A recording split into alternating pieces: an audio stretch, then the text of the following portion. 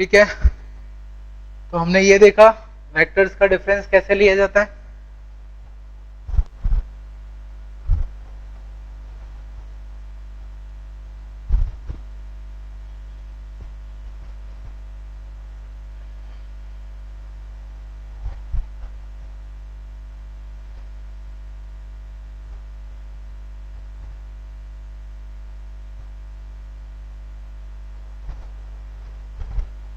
एक एग्जांपल लेते हैं।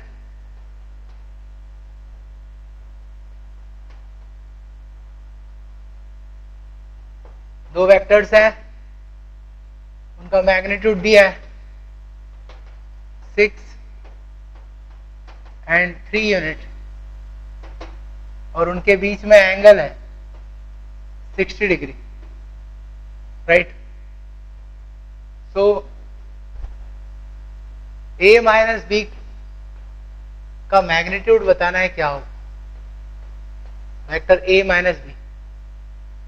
सो डिफरेंस लेना है, फॉर्मूला है root A square plus B square minus 2ab cos theta. A और बी के बीच का एंगल 60 डिग्री है, राइट। फॉर्मूला है A square plus B square minus 2ab cos theta, ठीक है। सो इट इज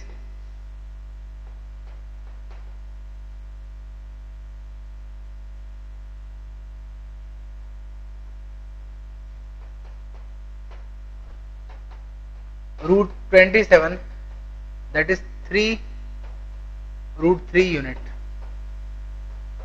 ठीक है। तो ये रिजल्टेंट होगा इनके डिफरेंस का।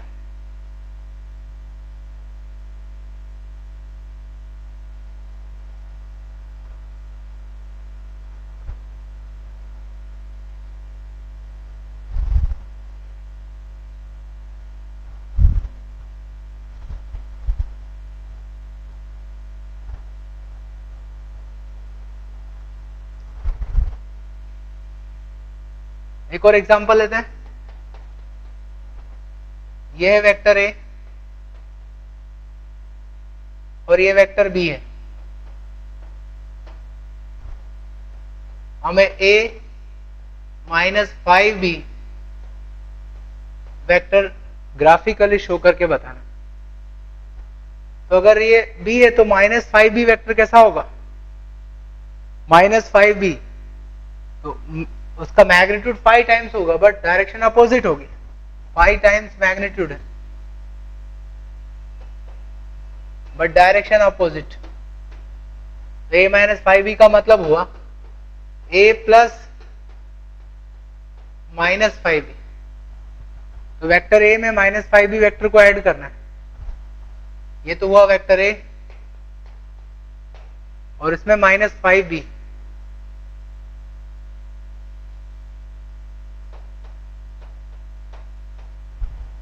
ए वेक्टर के बाद माइनस 5b वेक्टर बनाया, जैसे वेक्टर एडिशन किया जाता है।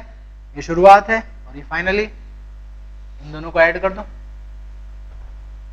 ये वेक्टर हुआ a माइनस 5b, ठीक है।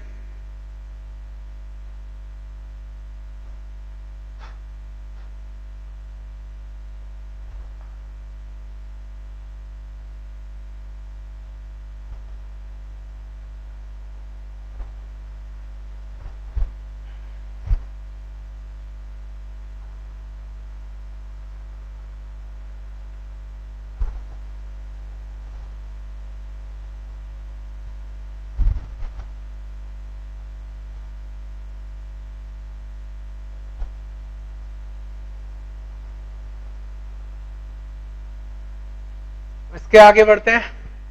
Parallelogram law.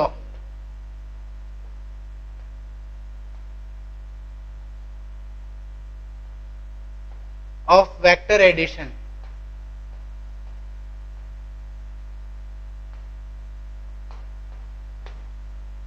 जैसे ट्रायंगल लॉ है बिल्कुल वैसे ही पैरेललोग्राम लॉ, थोड़ा सा डिफरेंस है, इसको समझना। दो वेक्टर्स हैं a और दूसरा वेक्टर है b।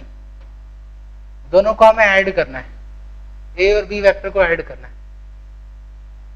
ठीक। तो लॉ ये कहता है कि इन वेक्टर्स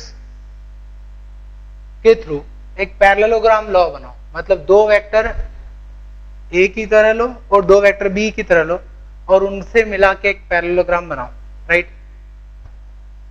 कैसा करना है समझना। वेक्टर ए बना लिया, अब वेक्टर बी बनाओ, किस तरह से, दोनों की पूंछ को जोड़ के, ये वेक्टर ए है, इसकी पूंछ और बी वेक्टर की पूंछ को आपस में जोड़ के दूसरा वेक्टर बनाए। अब इनके पैरेलल में बिल्कुल ऐसे ही लाइंस बना लो, इतनी ही लेंथ की, ए वेक्टर के पैरेलल एक लाइन बनाई और ऐसे बी वेक्टर की पैरेलल लाइन बनाई और ये बन गया पैरेललोग्राम, ठीक है। तो पैरेललोग्राम लॉ ये कहता है कि वेक्टर्स ए और बी की पूंछ को जोड़ के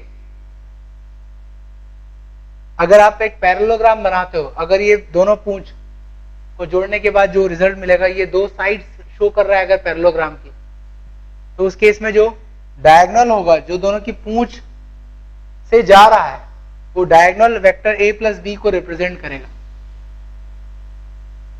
तो ये डायगोनल जो है वो ए प्लस बी को रिप्रेजेंट कर रहा है।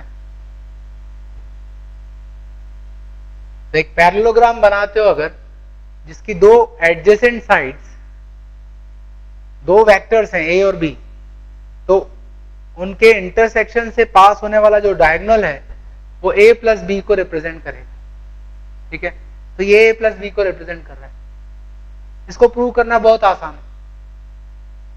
अगर ये वेक्टर बी है तो इसके पैरेलल जो लाइन खींची है ये भी वेक्टर बी को ही रिप्रेजेंट करेगी, क्योंकि लेंथ इक्वल है। तो आप बिल्कुल ऐसी लाइन बनाओ,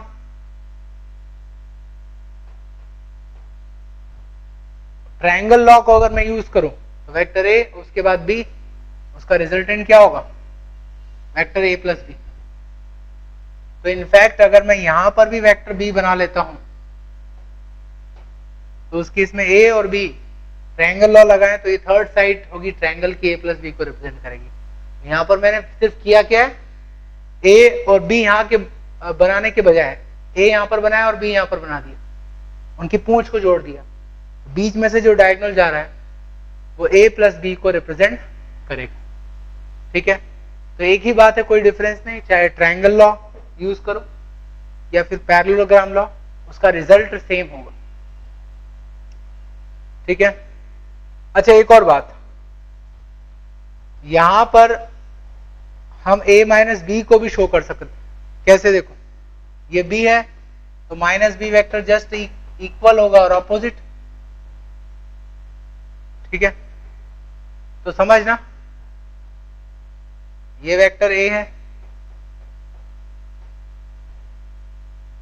माइनस बी वेक्टर बनाऊंगा तो यहां से बनाना होगा, minus B vector just opposite,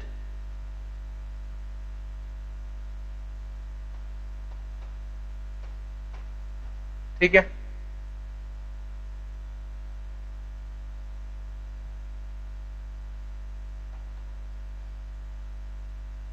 इसके पैरेलल लाइन खींच लो,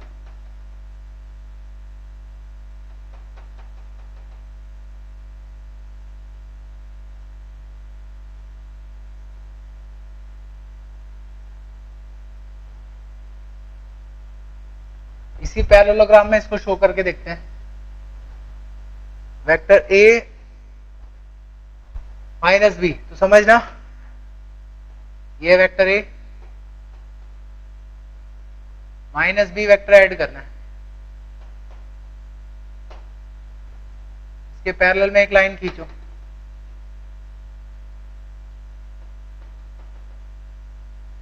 तो ए माइनस बी को क्या शो कर सकते हैं, ट्रायंगल लॉ की बात करें तो ए और फिर माइनस बी, तो ट्रायंगल लॉ से ये होगा ए माइनस बी। और थोड़ा गौर करें तो अगर ये वेक्टर ए है तो ये भी क्या होगा, ए, ये भी ए होगा, इक्वल है पैरेललोग्राम में।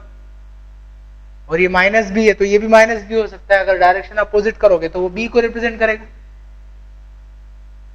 तो ए वेक्टर ये है और बी वेक्टर ये है, तो उनके बीच वाला डायगोनल जो है वो ए प्लस बी को शो कर रहा था, तो दूसरा डायगोनल किसको रिप्रेजेंट कर रहा है? ए माइनस बी। आप समझो इस चीज को। अगर ये वेक्टर ए है और ये बी है और पैरेललोग्राम बनाए, राइट, उनके बीच वाला डायगोनल ए प्लस बी को रिप्रेजेंट कर रहा है, तो जो दूसरा डायगोनल है वो ए माइनस बी को रिप्रेजेंट करेगा। ठीक है, तो दो वेक्टर से अगर आप पैरेललोग्राम बनाते हो तो एक डायगोनल ए प्लस बी के बराबर होगा और दूसरा ए माइनस बी के बराबर होगा। ठीक है,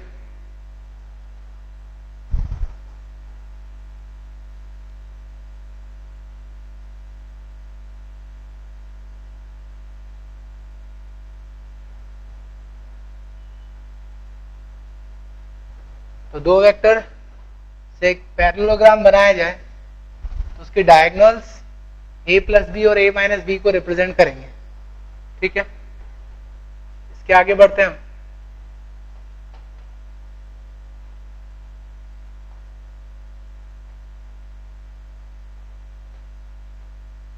polygon law of vector addition. Triangle law और पैरेललोग्राम लॉ दो वेक्टर के एडिशन के लिए यूज होते हैं। पॉलीगन लॉ, जब दो से ज्यादा वेक्टर्स हों तो उन सभी वेक्टर्स को ऐड करने के लिए हम पॉलीगन लॉ का यूज करते हैं। ठीक है, तो ये भी बिल्कुल वैसे ही है, समझना।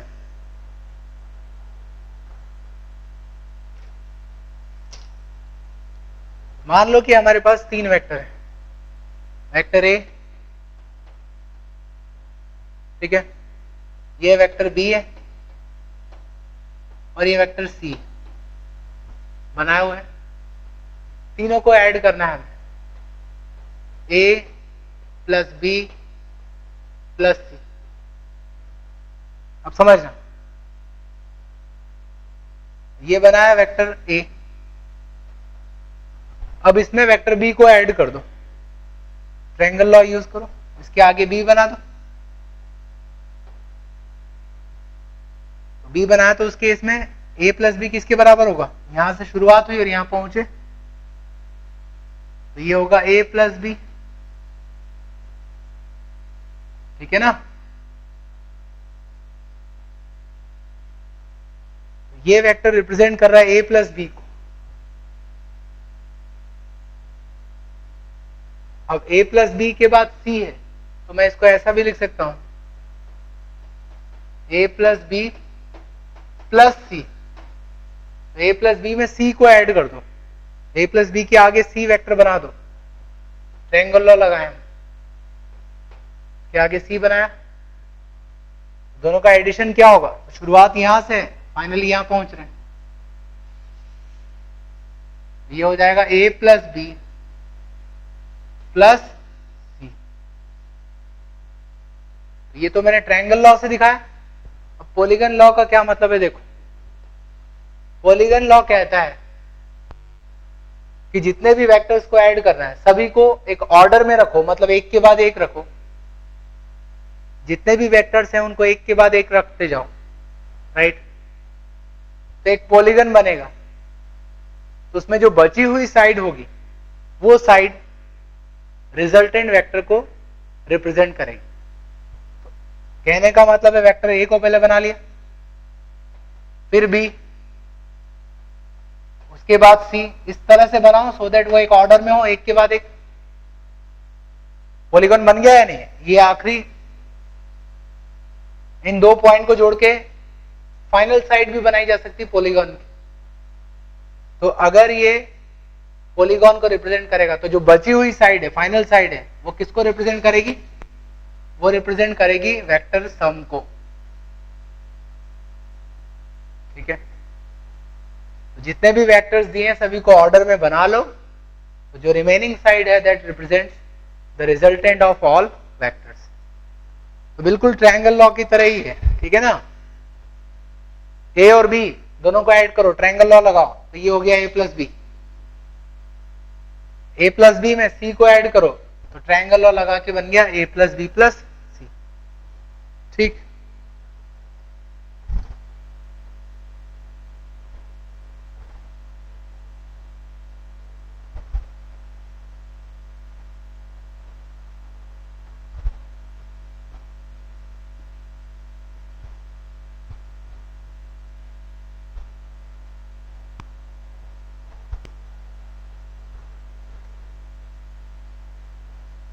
और ज्यादा वेक्टर्स के भी एग्जांपल लिए जा सकते हैं। जैसे ये है वेक्टर ए, ये है बी, ये है सी, ये है डी। अब इनको इस तरह से ऑर्डर में रखना है कि आप पॉलीगॉन लॉ लगा पाओ। A plus B plus C plus D, इस वेक्टर को दिखाना है, राइट। देखो ऐसे तो आप एक के बाद एक किन्हीं भी वेक्टर्स को ऐड करो, रिजल्टेंट हमेशा सेम मिलेगा, बट फिर भी एक ऑर्डर में दिखाना है उनको। तो किस तरह से शो करेंगे, देखो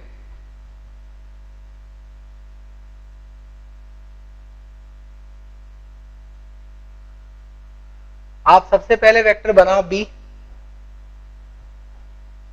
ये बनाया मैंने वेक्टर बी। एक प्रॉपर्टी का यूज कर रहा हूं मैं, जो अभी अब बताऊंगा आपको। सबसे पहले बी बना लो, बी में वेक्टर ए को ऐड कर दो, ए हो गया। उसके बाद डी वेक्टर को ऐड करो उसके आगे, उसके आगे डी बना दिया। एंड देन सी वेक्टर को ऐड करो उसके आगे, ये बन गया पॉलीगन। तो जो रिमेनिंग साइड है वो रिजल्टेंट के बराबर होगी, तो ये रिमेनिंग साइड को रिप्रेजेंट करेगा। कनेक्ट करना है, शुरुआत यहां से हुई, फाइनली यहां पहुंचना है, ठीक है। ये होगा A plus B plus C plus D, ठीक है ना। एक ऑर्डर में होना चाहिए। ये बी और ये ए, तो ये बी प्लस ए हो गया, उसमें फिर जोड़ा डी को, बी प्लस ए और फिर डी, ये हो गया बी प्लस ए प्लस डी, और फिर उसमें सी को ऐड किया तो बन गया A plus B plus C plus D, ठीक है।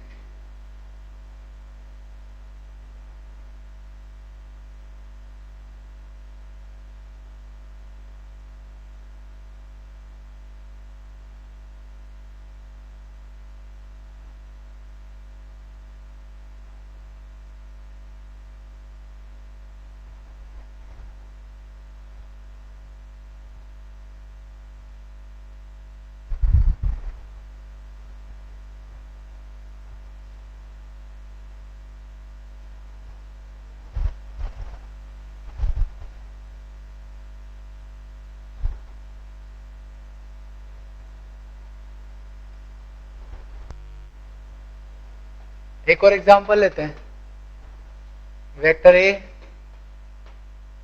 बी, ये वेक्टर सी, मुझे रिप्रेजेंट करना है A plus B minus C को। इसी को लिख सकता हूं A plus B plus minus C. अगर ये सी है तो माइनस सी कैसा होगा, इक्वल बट अपोजिट, ठीक है ना। पॉलीगॉन लॉ लगाओ, ए के बाद बी,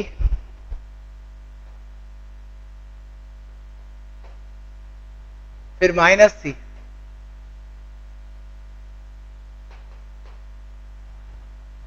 तो रिजल्टेंट क्या होगा, जो फाइनल साइड होगी, रिमेनिंग साइड होगी। शुरुआत यहां से हुई है, राइट, ए प्लस बी माइनस, ठीक है। एडिशन और सब्ट्रैक्शन के बाद हम देखते हैं कंपोनेंट्स ऑफ वेक्टर।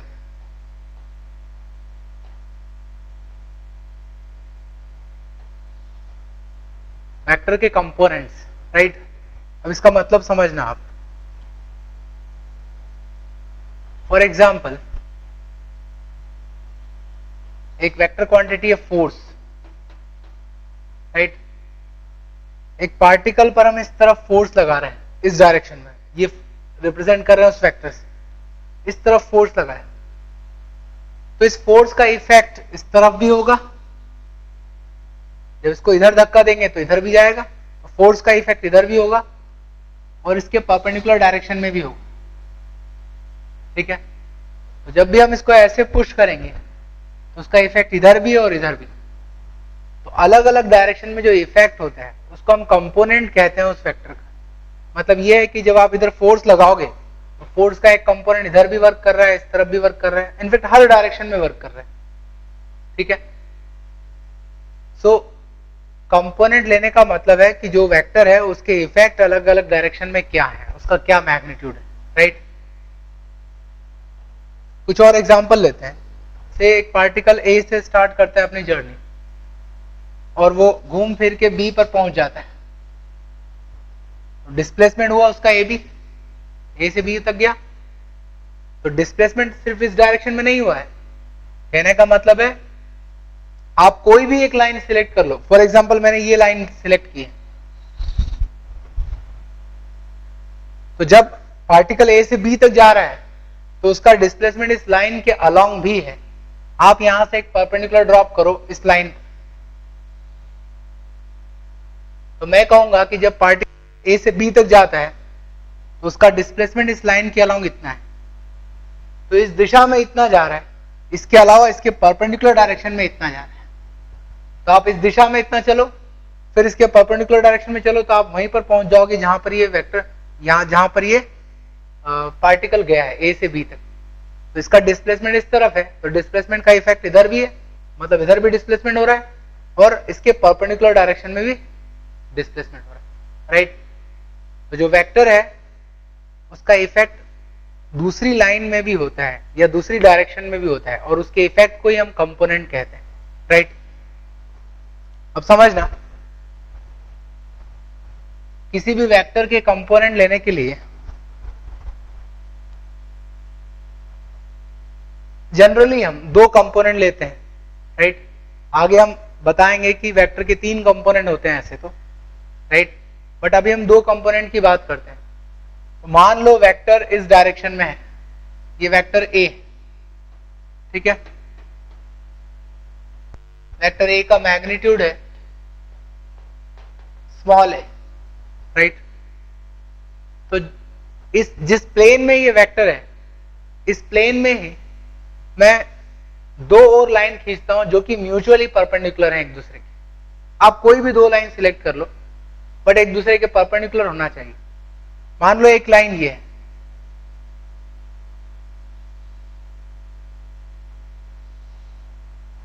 ये एक लाइन है, इस लाइन को मैंने एक्स कहा, तो एक लाइन इसके परपेंडिकुलर होगी, उसको इस वेक्टर के टेल से ही पास करो, ठीक है। तो दूसरी लाइन जो है उसको मैंने वाई कहा। तो मैंने 2 लाइन सिलेक्ट कर ली, दे आर म्यूचुअली परपेंडिकुलर। तो 2 लाइन वेक्टर ये एक ही प्लेन में लाई कर रहे हैं, ठीक है। तो जो बोर्ड का प्लेन है उस प्लेन में ये वेक्टर भी है और दोनों लाइन भी है, राइट। अब समझना, क्या करो, यहां से शुरुआत हुई वेक्टर की, जहां से शुरुआत हुई वहीं मैंने ओरिजिन लिया है, इंटरसेक्शन। अब जो ए का टिप है, हेड, वहां से परपेंडिकुलर ड्रॉप कर दो, एक्स एक्सिस पर एक परपेंडिकुलर ड्रॉप कर दो, राइट। अब समझना जो मैं कह रहा हूं, मैं 2 वेक्टर बना रहा हूं, एक ओरिजिन से शुरुआत कर रहा हूं और जहां पर ये परपेंडिकुलर ड्रॉप किया है उस तरफ ले जा रहा हूं। ये वेक्टर हुआ और दूसरा यहां से परपेंडिकुलर से मैं इसकी टिप को ऐड कर कनेक्ट कर रहा हूं। ठीक है, तो ये दो वेक्टर बनाया मैंने। इस वेक्टर को मैं A1 कह देता हूं और इसको A2 कह देता हूं। क्या triangle law of vector addition से मैं ये नहीं कह सकता हूं कि A1 plus A2 is equal to A1 plus A2 is equal to vector A। तो वेक्टर A को हम इन दोनों के सम के फॉर्म में भी रिप्रेजेंट कर सकते हैं। इसका मतलब ये हुआ कि जो वेक्टर A, इसके दो कंपोनेंट हुए जिनसे मिलकर ये बना है। एक कंपोनेंट x की डायरेक्शन में और एक कंपोनेंट y की डायरेक्शन। कहने का मतलब है जो वेक्टर A है इसका इफेक्ट x डायरेक्शन में भी है और y डायरेक्शन में भी। तो x डायरेक्शन का इफेक्ट प्लस y डायरेक्शन का इफेक्ट मिलके बन रहा है वेक्टर A। तो ये वेक्टर A हुआ, तो ये दोनों जो है उस वेक्टर के कंपोनेंट्स होंगे।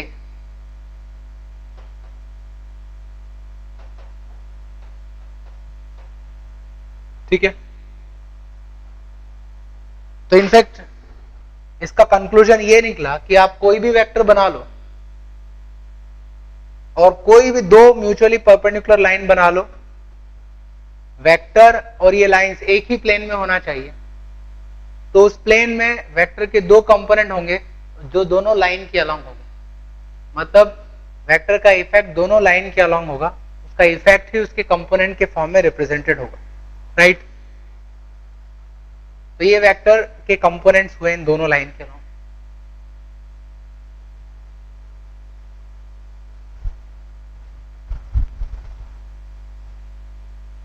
जरूरी नहीं कि आप इसी तरह की लाइंस लोगे तभी उसका कंपोनेंट होगा। जैसा कि मैंने कहा आप कोई भी दो लाइन सिलेक्ट कर सकते हो। तो सेम प्रॉब्लम ले रहा हूं मैं, वेक्टर ए को एक बार फिर से बना रहा हूं। ये वेक्टर ए है, अगेन दो लाइन लो आप, जैसी आपकी मर्जी वैसे लाइंस बनाओ। तो एक लाइन मैंने बनाई है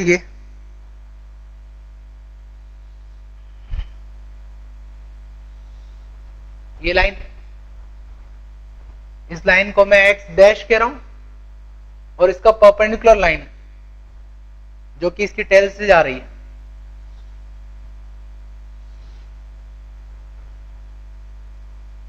ये लाइन है y डैश। अब क्या करो, यहां से शुरुआत हुई वेक्टर की, वेक्टर का जो हेड है उससे परपेंडिकुलर ड्रॉप करो एक एक्सिस पे, x डैश। यहां परपेंडिकुलर आया है। राइट,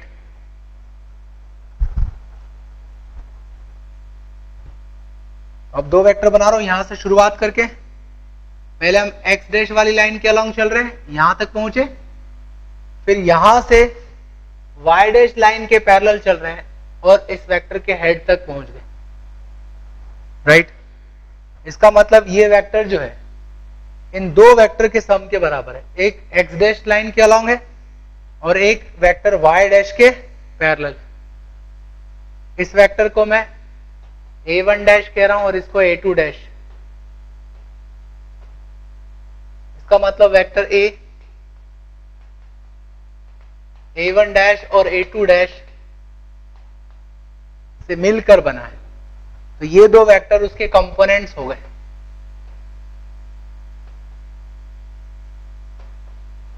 मतलब यह है कि वेक्टर A का इफेक्ट इस लाइन में भी है जो कि A1 डैश से शो कर रहा है और इस लाइन में भी है जो कि A2 डैश से शो कर रहा है। सेम वेक्टर है, समझ रहे हो ना। तो आप कोई भी दो लाइन ले सकते हो इस प्लेन में, कोई भी दो लाइन लो और उन दोनों लाइन में उसके कंपोनेंट ले लो। वो कंपोनेंट उस डायरेक्शन में उस वेक्टर के इफेक्ट को शो करेंगे। क्या मेरी बात क्लियर है?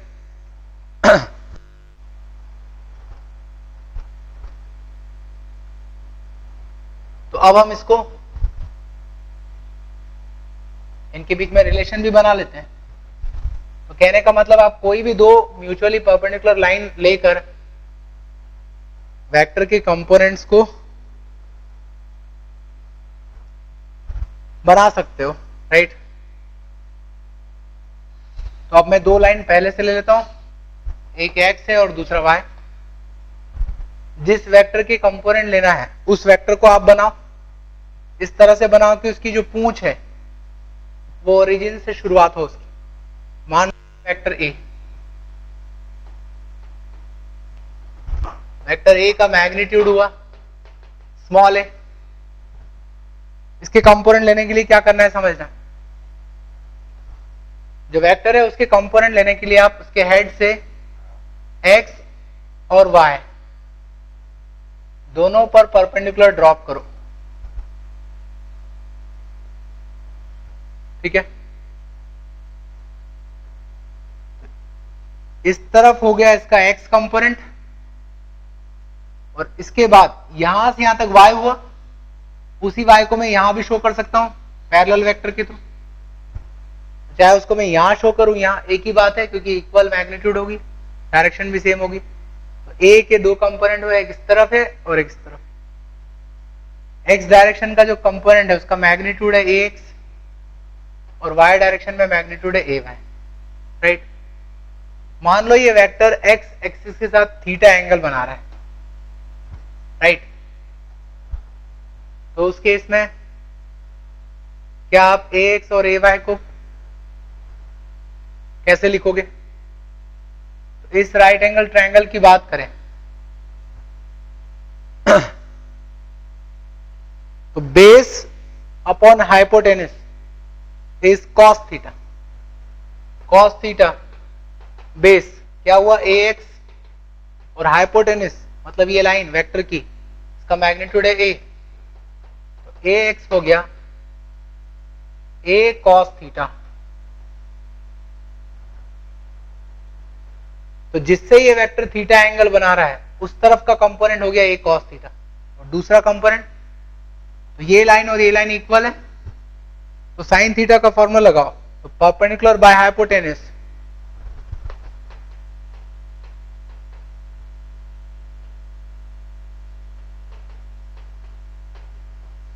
ए वाई हो गया ए साइन थीटा, ठीक है। तो वेक्टर के दो कंपोनेंट है, जिससे थीटा एंगल बन रहा है जिस लाइन से, उस तरफ ए कॉस थीटा, और उसका परपेंडिकुलर कंपोनेंट हो गया ए साइन थीटा, राइट। और चीज, अगर आप दोनों को स्क्वायर करो और ऐड करो तो क्या मिलेगा? ए एक्स स्क्वायर, तो इस तरफ हो जाएगा a square cos square theta, इसको ऐड करो ए वाई स्क्वायर, तो उधर हो जाएगा a square sine square theta, add करने पर sine square theta plus cos square theta 1, मतलब ए स्क्वायर के बराबर हो।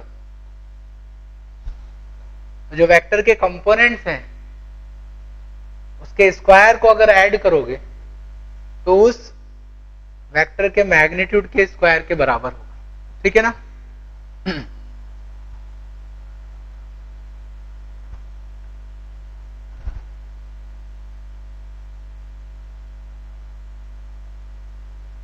याद रखना, जिस लाइन से एंगल बनेगा थीटा उस तरफ ए कॉस थीटा और दूसरा होगा ए साइन थीटा। अगर मैंने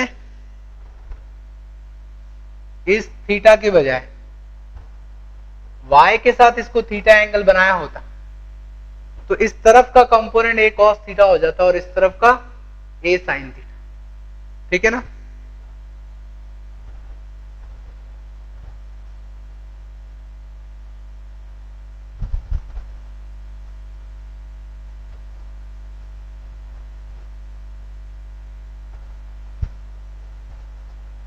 कंपोनेंट्स लेने की और प्रैक्टिस कर लीजिए थोड़ी।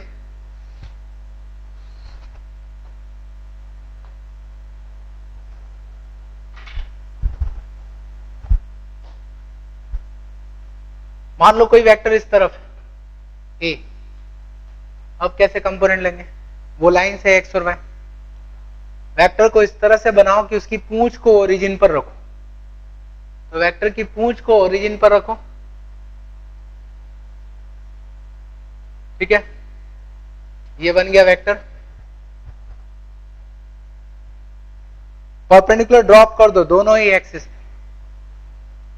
तो ये परपेंडिकुलर ड्रॉप किया एक्स एक्सिस पर और इस तरफ वाई एक्सिस।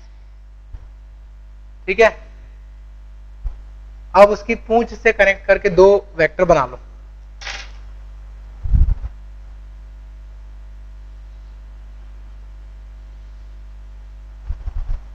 तो ये हो गया इसका एक्स कंपोनेंट और ये हो गया वाई कंपोनेंट।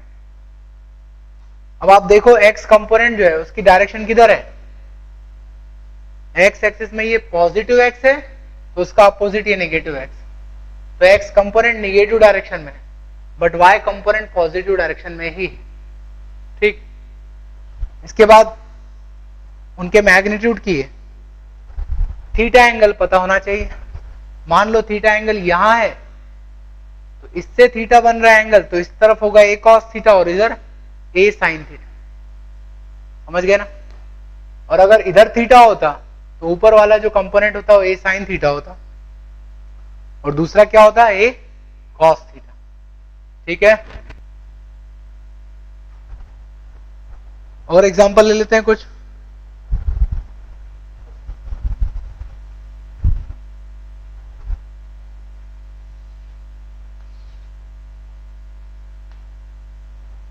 अगर वेक्टर इस तरह से होता है तो बना लो इस वेक्टर को, इसकी पूंछ को ओरिजिन से शुरुआत करो यहां से। ये वेक्टर ये हो गया। कंपोनेंट्स लेने के लिए परपेंडिकुलर ड्रॉप करो हेड से।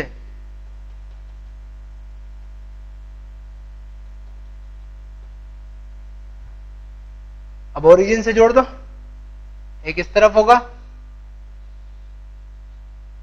एक्स कंपोनेंट ये होगा पॉजिटिव एक्स डायरेक्शन में और Y component negative Y direction में होगा। ठीक है, और रही बात कॉस थीटा साइन थीटा की, तो देख लो एंगल कहां से लिया। मान लो अगर ये थीटा है तो उस केस में ये कंपोनेंट हो जाएगा ए कॉस थीटा और ये कंपोनेंट हो जाएगा ए साइन थीटा। राइट, एक और बात याद रखना कि जो दो कंपोनेंट्स हैं उनके बीच में हमेशा वेक्टर होगा। देखो कंपोनेंट्स के बीच में आ रहा है वेक्टर, यहां पर भी।